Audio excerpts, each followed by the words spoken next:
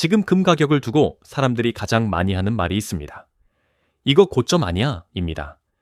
최근 몇 달 사이에 상승 속도가 너무 가파르니까요. 그런데 투자는 속도로 판단하면 거의 항상 늦습니다. 우리가 봐야 하는 건 지금이 어디쯤인가, 그리고 방향이 어디로 향하는가입니다. 이 관점으로 보면 지금은 고점에 가깝다기보다 오히려 사이클의 중반을 통과하며 본격적인 가속 구간으로 들어가는 모습에 가깝습니다. 핵심은 지표입니다. 금을 볼 때 시장이 과열됐는지 판단하는 대표적인 거리 측정기가 있어요. 첫째는 금은비입니다. 금 한 단위로 은을 몇 단위 살 수 있느냐의 비율인데, 역사적으로 큰 상승장의 막바지에서 이 비율은 극적으로 좁혀지는 경향이 있었습니다. 그런데 현재 금은비는 아직 넓게 벌어진 상태입니다. 과거의 고점 구간과 비교해도 아직 거리가 남아있다는 신호로 해석할 여지가 크다는 뜻이죠. 둘째는 달러 인덱스입니다. 금과 달러는 장기적으로 반대로 움직이는 구간이 자주 나타납니다. 과거 주요 고점에서는 달러 인덱스가 한 단계 더 내려와 금 강세를 밀어주는 조건이 만들어졌던 사례가 많습니다. 그런데 지금은 그 조건이 충분히 진행됐다고 단정하기 어렵습니다. 오늘의 결론은 간단합니다. 비싸 보이는 느낌이 아니라 지표가 말하는 위치를 먼저 확인해야 한다는 것. 금은비를 조금 더 투자자의 언어로 풀어보겠습니다. 금은비는 단순한 비율이 아닙니다. 시장이 지금 안전자산의 확신에 머무르는지, 아니면 광범위한 위험 회피와 유동성 이동이 본격화됐는지를 가늠하는 온도계에 가깝습니다. 과거 큰 상승 국면에서 공통적으로 나타난 장면이 있습니다.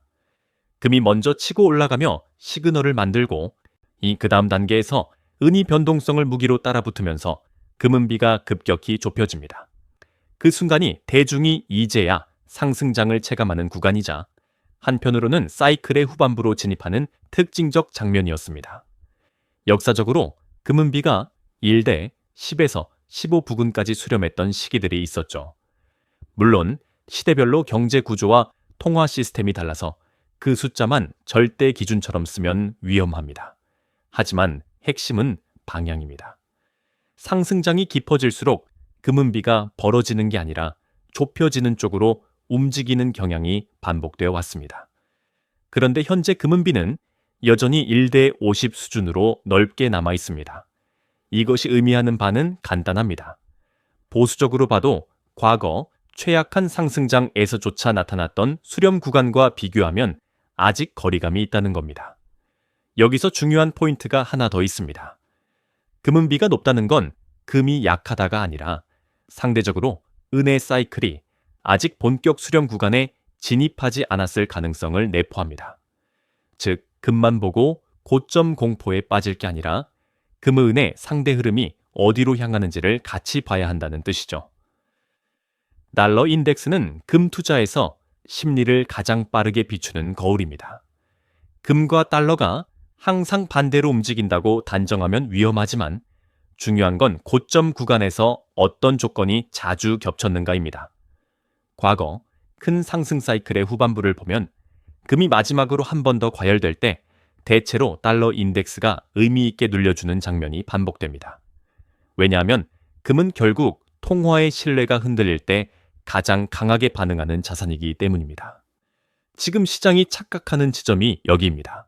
이 금이 빠르게 올랐다는 사실만 보고 이제 끝났다라고 결론을 내려버립니다. 그런데 달러 인덱스 관점에서 보면 아직 그 조건이 충분히 소진됐다고 보기 어렵다는 해석이 가능합니다. 역사적으로 고점 구간에서 나타났던 달러 인덱스의 깊은 조정폭과 비교하면 현재는 여전히 높은 레벨에 머무는 구간이 남아있다는 거죠. 즉, 금이 오르는 속도는 빨라졌지만 달러 쪽의 구조적 약화가 끝까지 진행된 그림은 아니라는 의미입니다. 여기서 중요한 프레임이 하나 있습니다. 속도 대 위치. 금이 하루에 몇 % 올랐는가가 아니라 금이 사이클에서 어디에 위치하고 달러가 사이클에서 어디에 위치하는가를 함께 봐야 합니다. 금의 상승이 단기 이벤트인지 중기 구조 변화인지 구분하는 핵심은 달러의 흐름과 실질 금리, 그리고 유동성입니다. 달러가 단기 반등을 하더라도 구조적으로 통화 완화와 재정 확대가 동반되면 금은 다시 위로 늘어붙는 힘을 얻습니다. 중앙은행의 금 매입은 단순한 투자가 아니라 정치, 외교, 신뢰의 결정입니다. 그래서 어떤 나라들은 금을 계속 늘리는데 어떤 나라들은 오랫동안 금 비중이 낮게 유지되기도 합니다. 한국을 예로 들면 이해가 쉬워요. 한국은 수출 주도형 구조이고 특히 대미 수출 비중이 큽니다. 달러를 벌어들이는 구조가 강하다는 건 장점이지만 동시에 미국과의 관계에서 그 달러를 어디에 쌓아둘 것인가 라는 선택을 강하게 요구받는다는 뜻이기도 합니다. 여기서 흔히 등장하는 선택지가 미 국채입니다. 외환 보유액은 유동성과 안정성이 최우선이고 무역 외교의 관점에서는 미 국채 비중을 높게 가져가는 것이 관계 유지에 유리하다는 계산이 작동해 왔습니다. 한반대로 금은 포트폴리오 안정성 측면에서는 매력적이지만 외교 정책적 계산에서는 지금 이 타이밍에 금을 늘리는 메시지 자체가 민감하게 읽힐 수 있습니다. 그래서 금 비중이 낮은 구조가 장기간 고착되는 경우가 생기는 겁니다. 하지만 지금은 시대가 바뀌고 있습니다. 지정학적 리스크가 커지고 내가 맡겨둔 자산이 내 자산이 아닐 수 있다는 카운터파티 리스크가 시장에 퍼졌습니다. 달러 자산이든 해외에 보관된 금이든 극단 상황에서는 동결 위험이 존재한다는 사실이 여러 사건을 통해 각인됐죠.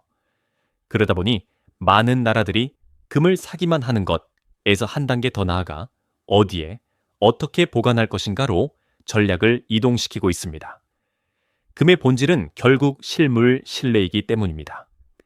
그래서 ETF로 금을 산다는 선택은 편의성은 있지만 신뢰의 위기라는 큰 흐름과는 결이 다를 수 있습니다.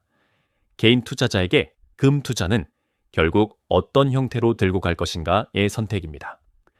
결론부터 말하면 정답은 하나가 아니라 목적에 따라 달라집니다. 다만 시장이 뜨거워질수록 선택 기준은 더 단순해져야 합니다. 편의성, 비용, 그리고 내가 통제할 수 있는 범위, 이 세 가지로 정리하면 됩니다. 첫째, ETF는 가장 실용적인 입문 도구입니다. 주식 앱에서 매수 매도가 가능하고 소액으로도 접근이 쉽습니다. 무엇보다 비용 구조가 투명하고 현금화가 빠릅니다. 금 가격을 그대로 추종하는 금융 상품이라고 이해하면 됩니다. 다만 ETF는 금을 소유한다기보다 금 가격에 연동된 권리를 보유하는 형태입니다. 시스템 리스크를 해지하려는 목적이라면 ETF만으로는 심리적 만족이 부족할 수 있습니다. 둘째, 금통장은 더 작은 단위로 쪼개서 들어갈 수 있다는 장점이 있습니다. 정말 소액으로도 시작이 가능하고 보관 부담이 없습니다. 대신 수수료 구조가 ETF보다 불리할 때가 많고 원금 보장이라는 착각이 생기기 쉬워요. 통장이라는 단어 때문에 안전하다고 오해하면 안 됩니다. 금 가격이 떨어지면 그대로 손실이 납니다. 셋째, 실물은 궁극의 신뢰 쪽에 가까운 선택입니다. 다만 실물은 보관이 곧 전략이 됩니다. 금은 생각보다 부피가 작고 일정 금액 이상이 되면 숨기거나 보관하는 게 물리적으로 불가능한 일은 아닙니다. 하지만 도난, 분실, 상속, 매도 시 프리미엄 스프레드까지 고려해야 합니다. 실물은 심리적 해지에 강하지만 유동성 측면에서는 계획이 필요합니다. 이렇게입니다. 가격 추종 유동성이면 ETF, 초소액 접근이면 금통장, 시스템 리스크 해지, 성격이 강하면 실물 비중을 섞는 방식. 그럼 금은 얼마나 담아야 할까요? 이 질문에서 가장 흔한 실수가 두 가지입니다. 첫째, 금을 단기 수익 상품처럼 보고 비중을 과도하게 키우는 것. 둘째, 반대로 안 오를 것 같다는 감정 때문에 아예 안 담는 것. 금은 본질적으로 수익률을 노리는 칼이 아니라 포트폴리오의 무게중심을 잡아주는 추입니다. 실무적으로 가장 많이 쓰이는 출발점은 전체 자산의 10%입니다. 이유는 간단합니다. 금은 다른 자산과의 상관성이 낮아 포트폴리오 변동성을 줄여주는 효과가 있고 특정 국면에서는 매우 강하게 치고 올라와 수익률에도 기여합니다. 즉 10%는 보험료 수준이면서 동시에 기회 옵션이 되는 비중입니다. 이 정도만 담아도 주식, 실금, 채권, 부동산처럼 서로 다른 자산군이 흔들릴 때 전체 계좌가 덜 흔들립니다. 다만 지금처럼 화폐 가치가 빠르게 훼손되는 국면이라면 10%를 정답으로 고정할 필요는 없습니다. 이런 시기에는 현금과 장기채의 실질 구매력이 생각보다 빠르게 깎일 수 있고 정책은 결국 완화 쪽으로 기울 가능성이 커집니다. 그래서 금 비중을 15%, 많게는 20%까지 전술적으로 높여서 방어력을 키우는 접근이 가능합니다. 단, 여기에도 조건이 있습니다. 한 번에 올리지 말고 단계적으로 올리세요. 제가 권하는 방식은 단순합니다. 일기본 10%를 먼저 만들고 이 시장 변동성이 커질수록 분할로 15%까지, 3금에 대한 확신이 생기면 20%까지 확대하되 그 이상은 종목 몰빵처럼 리스크가 커질 수 있으니 목적을 다시 점검하는 겁니다. 금은 믿음이 아니라 구조로 담아야 합니다. 요즘 시장을 보면 이상합니다. 금만 오르는 게 아니죠. 주식도 오르고 부동산도 오르고 비트코인도 오릅니다. 심지어 어떤 시기에는 위험 자산과 안전 자산이 동시에 오르는 장면까지 나옵니다. 이걸 법을 한 단어로만 정리하면 핵심을 놓칩니다. 지금의 본질은 자산의 강세가 아니라 화폐의 약세입니다. 지난 수십 년 동안 세계는 부채를 늘리며 성장해 왔습니다. 부채가 늘면 금융 시스템에 유동성이 공급되고 그 유동성은 결국 어딘가로 흘러갑니다. 문제는 부채가 영원히 늘 수 없다는 겁니다. 어느 순간부터는 더 빌려서 해결하는 방식이 작동하지 않고 그때 국가가 선택할 수 있는 옵션은 사실 제한적입니다. 지출을 급격히 줄이는 긴축은 정치적으로 어렵고 세금을 크게 올리는 것도 경제를 훼손하며 한계가 있습니다. 결국 가장 자주 쓰였던 마지막 카드는 통화 가치의 하락, 즉 실질적으로 부채의 무게를 줄이는 방식입니다. 이 구조가 시작되면 시장에는 한 가지 행동이 강해집니다. 현금에서 도망치는 겁니다. 사람들이 현금을 들고 있으면 시간이 내 편이 아니라는 걸 체감하기 시작하니까요. 그래서 돈은 희소한 것 또는 현금 가치 하락보다 더 빠르게 성장할 것으로 쏠립니다. 여기서 중요한 게 쏠림입니다. 모든 주식이 오르는 게 아니라 AI 반도체 같은 특정 섹터로, 모든 부동산이 오르는 게 아니라 핵심 지역으로, 그리고 안전자산 중에서는 금처럼 역사적으로 신뢰를 받아온 자산으로 자금이 집중됩니다. 따라서 지금 금의 강세는 금 자체의 스토리만이 아니라 화폐 약세 플러스 쏠림 플러스 신뢰의 재편이라는 큰 흐름의 일부로 봐야 합니다. 많은 분들이 위기 때는 현금이 왕이다 라는 말을 진리처럼 믿습니다. 2008년 금융위기, IMF 같은 디플레이션형 위기에서는 그 말이 맞았어요. 자산 가격이 폭락하고 물가도 꺾이니 현금을 들고 있던 사람이 바닥에서 우량 자산을 줍는 승자가 됐죠. 그런데 앞으로의 위기는 같은 얼굴로 오지 않을 가능성이 큽니다. 핵심은 위기의 형태가 바뀐다는 겁니다. 지금 우리가 마주한 환경은 단순한 경기 둔화가 아니라 부채 부담이 극단적으로 커진 상태에서 통화와 재정이 완화 쪽으로 기울 수밖에 없는 구조입니다. 이런 상황에서 경기 침체가 발생하면 어떤 일이 벌어지냐면 경기는 식는데 물가는 쉽게 꺾이지 않는 스태그플레이션 위험이 커집니다. 정책 입장에서도 딜레마가 생겨요. 경기를 살리려고 풀면 인플레가 다시 튀고 인플레를 잡으려고 조이면 경기가 더 무너집니다. 이때 가장 애매해지는 자산이 바로 현금과 채권입니다. 이 현금은 말할 것도 없이 구매력이 빠르게 잠식됩니다. 숫자는 그대로인데 체감 가치는 줄어드는 구간이죠. 채권도 안전해 보이지만 실질금리가 마이너스인 환경에서는 고정 수익이 물가를 못 따라가며 실질 손실이 발생합니다. 게다가 변동성이 커지면 금리 경로가 흔들리면서 채권 가격 자체도 출렁일 수 있습니다.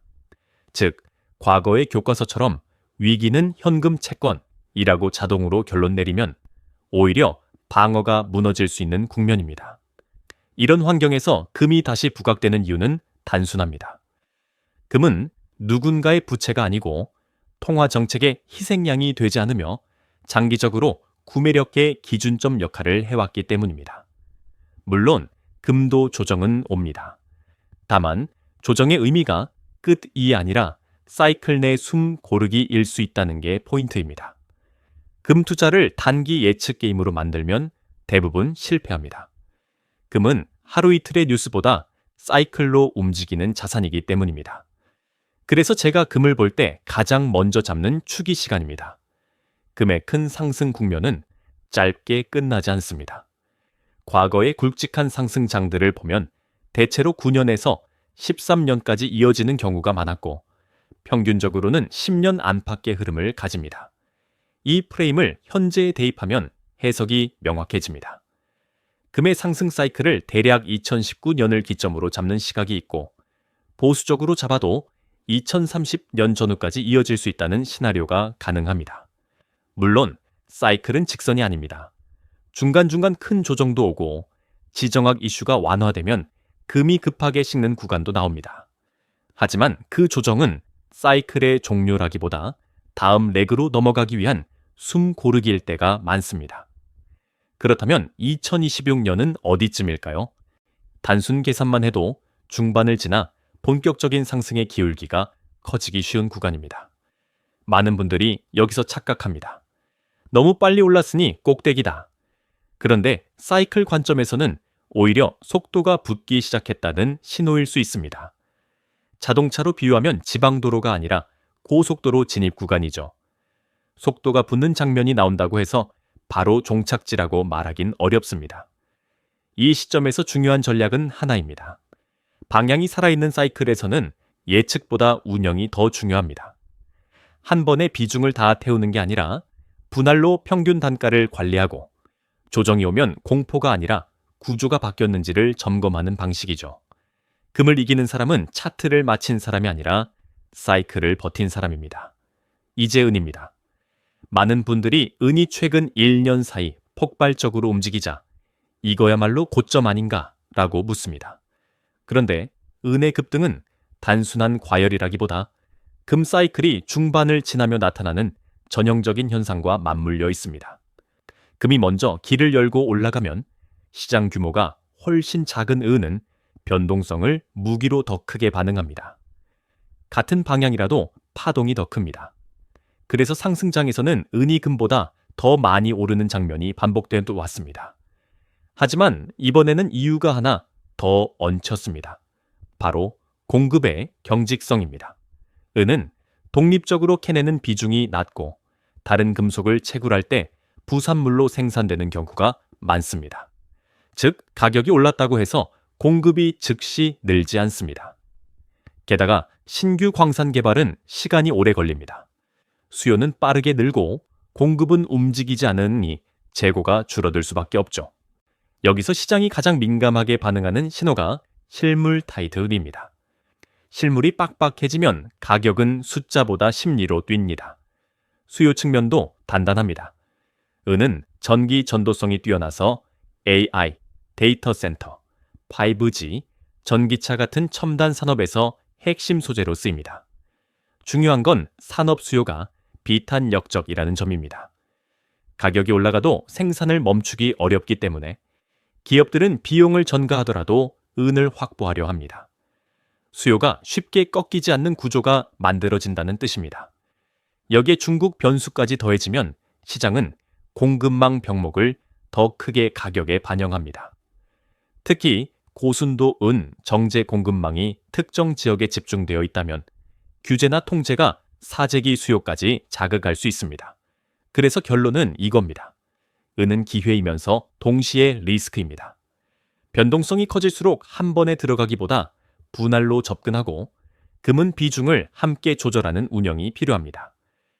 뜨거운 자산일수록 차갑게 산다. 이 원칙을 꼭 기억하세요.